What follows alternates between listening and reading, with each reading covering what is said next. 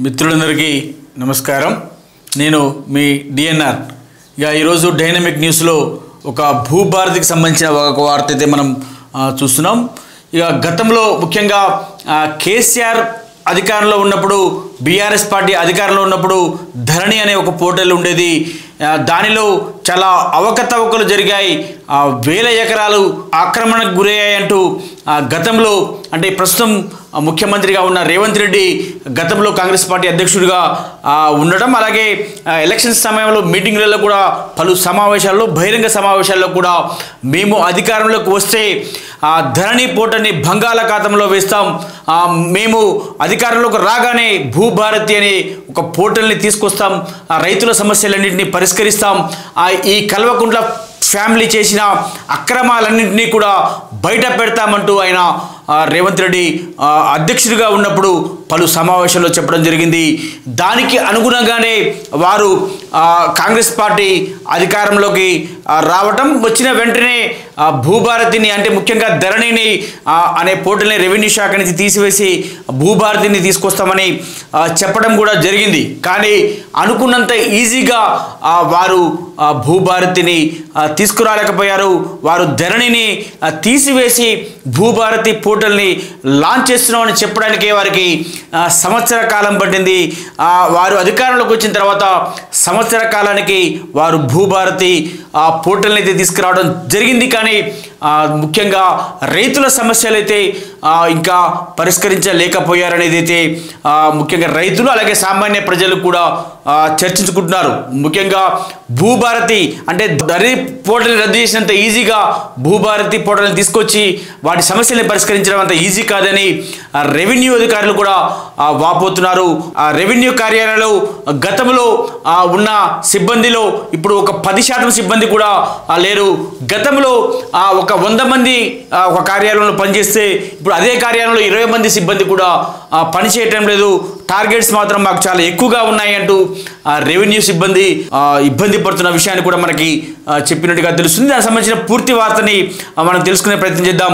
అలాగే పొంగిరెడ్డి శ్రీనివాసరెడ్డి రెవెన్యూ శాఖ మంత్రి వారికి టార్గెట్ ఇచ్చినట్టుగా ఆగస్టు 15 లోపల భూభారతిలో ఉన్న సమస్యలన్నింటినీ పరిష్కరించి ఆగస్టు 15కి భూభారతి అఫీషియల్ పోర్టల్ని భూమిలో ఉన్న వారందరికీ కూడా ఆ పోర్టల్ని అందించాలని కూడా ఆయన భావించినట్టు తెలుస్తుంది. కానీ అది అంత ఈజీ కాదని అధికారులు చెప్పినట్టుగా మనకి తెలుస్తుంది. దానికి సంబంధించిన పూర్తి వార్త ఒకసారి చూసే ప్రయత్నం అయితే చేద్దాం. 15 ఆగస్టు లోపు భూభారతి కష్టమే అంటూ ఒక వార్త అయితే మనం చూస్తున్నాం. రాత్రి భవన్లు పనిచేస్తున్న పూర్తి కాని టార్గెట్, భూ సమస్యలపై 8.50 లక్షల అప్లికేషన్లు, తీవ్ర పని ఒత్తిడి ఎదుర్కొంటున్న రెవెన్యూ, సరిపడా సిబ్బంది లేకపోవడంతో వర్క్ లోడ్, డాష్ బోర్డు క్లియర్కే ఉన్నతాధికారుల మొగ్గు, భూభారతి చట్టం అమలుకు అడ్డంకులు అంటూ వార్త అయితే చూస్తున్నాం. ఇది అంటే ముఖ్యంగా పని కొరత అలాగే సిబ్బంది కొరత, పని భారంతో వారికి ఇబ్బంది పడుతున్నారనే వార్త అయితే మనం చూస్తున్నాం. ఒక మండలానికి సంబంధించిన వార్తగానే చూస్తున్నాం. ఇది మా మండలంలో భూ సమస్యలకు సంబంధించి 1500 దరఖాస్తులు ఉన్నాయి. 300 వరకు సాదా బైనామా, 500 వరకు మిస్సింగ్ సర్వే నెంబర్లు, 400 వరకు విస్తీర్ణం హెచ్చుతగ్గులు, ఇలా అప్లికేషన్లు వచ్చాయి. వీటిలో 90% ఇతరుల పేరిట ఎక్కినవే. అయితే 15 ఆగస్టు కల్లా వీటిని పరిష్కరించాలంటూ ఒత్తిడి తెస్తున్నారు. LRUP సమయంలో మా మండలంలో 120 మంది సిబ్బంది ఉన్నారు. ఇప్పుడు 20 మంది కూడా లేరు. ఇందులో 5 జూనియర్ అసిస్టెంట్లకు ఫైల్ రాయడం కూడా సరిగా రాదు. ఇక నోటీసులు జారీ, సమాధాన స్వీకరణ ఎలా సాధ్యం అంటూ ఒక మండల తహసీల్దార్ చెప్పినట్టుగా మనకు తెలుస్తుంది. వారి అంతర్గతంగా ఉన్న వారి బాధని వెళ్ళబుచ్చుకున్నట్టుగా కూడా మనకైతే తెలుస్తుంది. అంటే ఒక మండలంలో 1500 దరఖాస్తులు వచ్చినాయంట. ఈ దరఖాస్తులు ఎలా పరిష్కరించాలి? మా సిబ్బంది చూస్తే 20 మంది లేరు. అందులో ఒక 5 జూనియర్ అసిస్టెంట్లు ఉన్నారు. వాళ్ళకి ఫైల్ కూడా సరిగా రాయడం రాదు. ఆగస్టు 15 లోపల మేము ఈ సమస్యలన్నింటినీ ఎలా పరిష్కరించాలంటూ MRO రెవెన్యూ అధికారులు వారి బాధను వెళ్ళబుచ్చుకుంటున్నట్టుగా కూడా మనకైతే తెలుస్తుంది. ఇంకొక వైపు ఒక్కొక్క రోజు రాత్రి 1 గంట దాకా పనిచేస్తున్నాం. ఉదయమే మళ్ళీ వీడియో కాన్ఫరెన్స్. జిల్లాలో 5 సర్వేయర్లు మాత్రమే ఉన్నారు. ఇలాంటి ఒత్తిడి ఉంటే డాష్ బోర్డు క్లియర్ చేయడం తప్ప ప్రజాపాలనలో వచ్చిన దరఖాస్తులకు న్యాయం చేయడం కష్టమే అంటూ వాళ్ళు క్లియర్ కట్గా చెప్తున్నారు. ఒక మండల ఇన్ఛార్జ్ తహసీల్దార్ తమ ఆవేదనని వ్యక్తపరుచుకున్నట్టుగా కూడా మనకైతే తెలుస్తుంది. అంటే రెవెన్యూ అధికారులు వారికి ఇచ్చిన టార్గెట్ని పూర్తి చేయడం కోసం ఒక్కొక్క రోజు రాత్రి 1 గంట దాకా పనిచేసినా కానీ వారి టార్గెట్ రీచ్ కాలేకపోతున్నామంటూ వారి ఆవేదనని వ్యక్తం చేస్తున్నారు. అలాగే దీనితో పాటుగా వారి టార్గెట్తో పాటుగా ఉన్నతాధికారులతో, కలెక్టర్లతో, అలాగే మంత్రులతో వీడియో కాన్ఫరెన్స్ మీటింగ్లు ఉంటాయి. అదేవిధంగా రోజువారీ కార్యాలయంలోకి వచ్చే రోజువారీ వ్యక్తులు ఉంటారు. వీరి అందరి సమస్యలు పరిష్కరించాలి. అదేవిధంగా అధికారిక కార్యక్రమాలు ఉంటాయి మండలంలో, అధికారిక కార్యక్రమాలకు హాజరు కావాలి. ఇవన్నీ మా వల్ల కావటం లేదు అంటూ రెవెన్యూ అధికారులు వారి బాధని వెళ్ళబుచ్చుకున్నట్టుగా కూడా మనకైతే తెలుస్తుంది. ఇక ఇంకొక వైపు ఒత్తిడికి సంబంధించి సరిపడా సిబ్బంది లేకపోవడంతో పరేషాన్ అవుతున్నారు. ఆఫ్లైన్, ఆన్లైన్ ఇలా 2 రకాలుగా పనిచేయాలన్న నిబంధనతో మీ సేవా కేంద్రం విధులను కూడా నిర్వహించాల్సి వస్తుందని తహసీల్దార్, డిటి, ఆర్ఐలు వాపుతున్నారు. 2 దఫాలుగా ఫైళ్లు సర్క్యులేట్ చేయాల్సి వస్తుందని చెబుతున్నారు. వారి వేదనను ఒకసారి చూడండి. మీ సేవలో చేయాల్సిన పనిని కూడా మాతోనే చేపిస్తున్నారు అంటూ కూడా వారు పాపం ఇబ్బంది పడుతున్నారు. అలాగే డిటి, తహసీల్దార్, ఆర్ఐలు 2 దఫాలుగా ఫైల్ సర్క్యులేట్ చేయాల్సి వస్తుందంటూ చెప్పడం అయితే జరిగింది. అంటే మీ సేవ సంబంధించిన వర్క్ కూడా ఆఖరికి రెవెన్యూ కార్యాలయంలోనే చేయాల్సిన పరిస్థితి ఎదురైంది అంటూ వారి ఆవేదనని వ్యక్తపరుస్తున్నట్టుగా మనకి తెలుస్తుంది. ఇంకొక వైపు భూభారతి రూల్స్ అమలులో భాగంగా తహసీల్దార్లు, ఆర్డీఓలకు మరిన్ని అధికారాలను కట్టబెట్టాలన్న నిపుణుల సూచనలకు సీనియర్ ఐఏఎస్ అధికారులు పట్టించుకోవడం లేదన్న ఆరోపణలు వినిపిస్తున్నాయి. రెవెన్యూ సదస్సులో స్వీకరించిన 8.50 లక్షల అప్లికేషన్ల పరిష్కారంలోనూ ఆటంకాలను సృష్టిస్తున్నారనే విమర్శలు వస్తున్నాయి. దీంతో 15 ఆగస్టులోపు సమస్య పరిష్కరించాలన్న రెవెన్యూ మంత్రి పొంగిరెడ్డి శ్రీనివాసరెడ్డి సదుద్దేశానికి ఉన్నతాధికారులే బ్రేకులు వేస్తున్నారనే విమర్శలు ఉన్నాయి అంటూ కూడా మనం చూస్తున్నాం. ఐఏఎస్ అధికారులు అంటే ముఖ్యంగా వీరి పై అధికారులు మండల స్థాయిలో ఉన్న రెవెన్యూ సిబ్బందికి వారి అధికారాలని పూర్తిగా తగ్గించడంతో ప్రతి సమస్యను కూడా మా చేతిలో లేదు, మేము పరిష్కరించలేకపోతున్నామంటూ కూడా వారు వాపోతున్నట్టుగా కూడా మనకైతే తెలుస్తుంది. ఇక ఇంకొక వైపు భూ రికార్డుల ప్రక్షాళన సమయంలో ఒక్కొక్క మండలంలో 100 మందికి పైగా సిబ్బంది ఉన్నారు.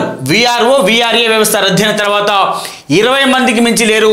దీంతో ఒక్కొక్క మండలంలో 1000 దరఖాస్తులు పరిష్కరించడం అసాధ్యమని తహసీల్దార్లు అభిప్రాయపడుతున్నారు.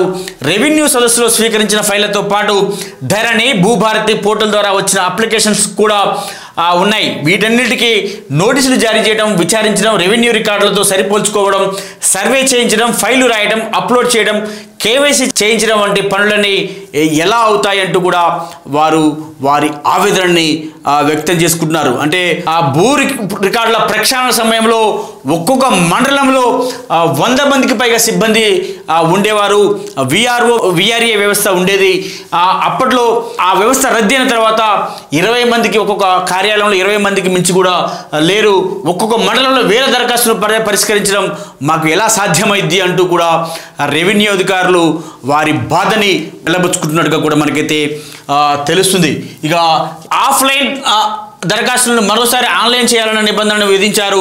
దాంతో దరఖాస్తుదారుని 2 సార్లు పిలిచి మాట్లాడాల్సి వస్తుందని తహసీల్దారులు అంటున్నారు. మొదటిసారి నోటీసులు జారీ చేస్తాం, ఫైల్ అంతా రెడీ చేస్తాం, ఆర్డీఓ, కలెక్టర్ అప్రూవ్ చేసిన తర్వాత మళ్ళీ ఆన్లైన్లో దరఖాస్తు అప్లోడ్ చేయాలి. సదరు రైతుని పిలిచి వేలిముద్రలు తీసుకోవాలి. అంటే మీ సేవా కేంద్రం నిర్వాహకులు చేసే డ్యూటీ చేయాలి. ఆ తర్వాత మరోసారి నోటీసులు జారీ చేయాలి. అయితే మొదటిసారి నోటీసు, రెండోసారి నోటీసు వేరువేరు నంబర్లతో ఉంటుంది. ఈ ఫైల్ అన్ని స్కాన్ చేయాలి. అప్రూవ్ చేస్తున్నామని చెప్తేనే రైతులు ఆఫీస్కి వచ్చి తంబు వేయడానికి సిద్ధపడతారు.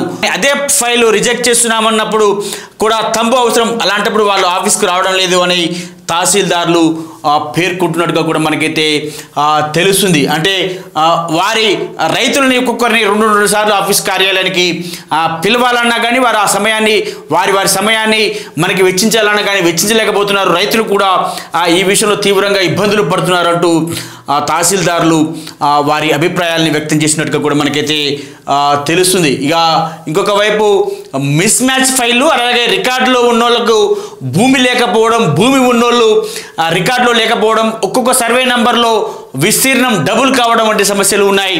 అలాంటి అప్లికేషన్లు పరిష్కరించడానికి చాలా కష్టమవుతుందని రెవెన్యూ సిబ్బంది అంటున్నారు.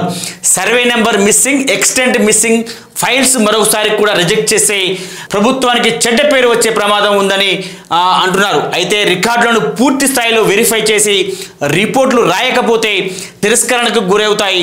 సరిగ్గా రిపోర్ట్ రాయాలంటే సరైన సమయం ఇవ్వాలి అంటూ వాళ్ళు ఒక రెవెన్యూ అధికారులు అయితే వాపుతున్నట్టుగా కూడా మనకైతే తెలుస్తుంది. అదే అంటే ముఖ్యంగా సరిగ్గా సమయం లేకుండా ఫైళ్ళన్నీ కూడా వాటిలో ఉన్న అవకతవకలు, సమస్యలన్నీ పరిష్కరించడం మాకు సాధ్యం కాదు, మాకు సరైన సమయం ఇవ్వండి, లేకపోతే మళ్ళీ సమస్యలకు మరొక సమస్య తయారవుతుందంటూ కూడా రెవెన్యూ అధికారులు వారి బాధని వెళ్ళబుచ్చుకున్నట్టుగా తెలుస్తుంది. ముఖ్యంగా ఆగస్టు 15 వరకు భూభారతికి సంబంధించిన సమస్యలన్నీ పరిష్కరించడం అనేది అది అంత సాధ్యం కాదు అంటూ కూడా రెవెన్యూ అధికారులు చెప్తున్నట్టుగా కూడా మనకి తెలుస్తుంది. ఒకవేళ మీరు అదే ఆగస్టు 15 లోపల ఖచ్చితంగా భూభారతికి సంబంధించిన అంటే భూములకు సంబంధించిన సమస్యలన్నీ పరిష్కరించాలి అంటే మాత్రం అది మళ్ళీ తప్పుల తడకగానే ఉంటుంది. దాని ద్వారా ప్రభుత్వానికి చెడ్డ పేరు వచ్చే అవకాశం ఉంది అంటూ కూడా రెవెన్యూ అధికారులు వారి బాధని వెళ్ళబుచ్చుకుంటున్నారు. అలాగే వారి మనోవేదనని కూడా చెప్తున్నట్టుగా కూడా మనకైతే తెలుస్తుంది. సరిగ్గా రిపోర్ట్ రాయాలంటే సరైన సమయం ఇవ్వాలి అని ఓ తహసీల్దారు చెప్పడం జరిగింది. ముఖ్యంగా ప్రభుత్వానికి భూభారతి ROR 2020 ద్వారా మంచి పేరు రావాలంటే కింది స్థాయి ఆఫీసర్లకు అధికారాలు బదలాయించడం, సిబ్బందిని పెంచడం మినహా మరో ఆప్షన్ లేదనే విషయం కూడా వారు చెప్తున్నట్టుగా మనకైతే తెలుస్తుంది. అది అంటే ఆ అధికారాలు అనేవి కింది స్థాయి అధికారులకు కూడా రెవెన్యూ శాఖలో అధికారాలు అప్పచెప్తేనే తప్ప రెవెన్యూ శాఖలో అధికారులు అప్పచెప్పడంతో పాటుగా అదే సమయంలో రెవెన్యూ శాఖలో సిబ్బందిని చాలా ఎక్కువ మందిని అంటే గతంలో 100 మంది 120 మంది ఉన్న కార్యాలయాల్లో ఇప్పుడు 20 మంది కూడా లేరు. అలా గతంలో లాగా ఇప్పుడు సిబ్బందిని నియమించుకుంటేనే ఇప్పుడున్న ఈ సమస్యలన్నిటికీ ముఖ్యంగా భూ సమస్యలకు సంబంధించిన పరిష్కారాలు అతి త్వరగా అయ్యే అవకాశం ఉంది అంటూ రెవెన్యూ అధికారులు వారి మనసులో ఉన్న విషయాన్ని అయితే మనకి చెప్పడం జరిగింది. ఇది ముఖ్యంగా రెవెన్యూ అధికారులకు సంబంధించిన వార్తగానే చెప్పుకోవచ్చు. ముఖ్యంగా రైతులకు కూడా వారికి సరైన సమయం ఇస్తేనే వారి సమస్యల్ని పరిష్కరించగలుగుతామంటూ వారు చెప్పడం జరిగింది. రెవెన్యూ శాఖ మంత్రి అయినటువంటి పొంగులేటి శ్రీనివాసరెడ్డి కానీ అలాగే రాష్ట్ర ముఖ్యమంత్రి రేవంత్ రెడ్డి కానీ వారు రెవెన్యూ శాఖకి ఇచ్చిన ఆదేశాలకు వారు ఎంత ఉరుకులు పరుగులు పెట్టినా రేయంబగులు కష్టపడ్డా కానీ ఈ ఆగస్టు 15 లోపల వారి టార్గెట్ రీచ్ అయ్యే అవకాశం లేదు అని వారైతే చెప్తున్నారు. దీన్ని మీరు కూడా దృష్టిలో పెట్టుకోవాల్సిందిగా మనం డైనమిక్ న్యూస్ తెలుగు ద్వారా చెప్పడం అయితే జరుగుతుంది. దయచేసి డైనమిక్ న్యూస్ తెలుగు చూస్తున్న ప్రేక్షకులందరూ కూడా మన ఛానల్ని సబ్స్క్రైబ్ చేసుకోండి, అలాగే బెల్ ఐకాన్ నొక్కండి. అలాగే ముఖ్యంగా మన కంటెంట్ నచ్చితే కనుక కామెంట్ బాక్స్లో మీ కామెంట్ని పెట్టండి. అలాగే మన వీడియో నచ్చితే లైక్ చేయండి, షేర్ చేయండి, అలాగే మీ మిత్రులకి పంపించండి. ధన్యవాదాలు.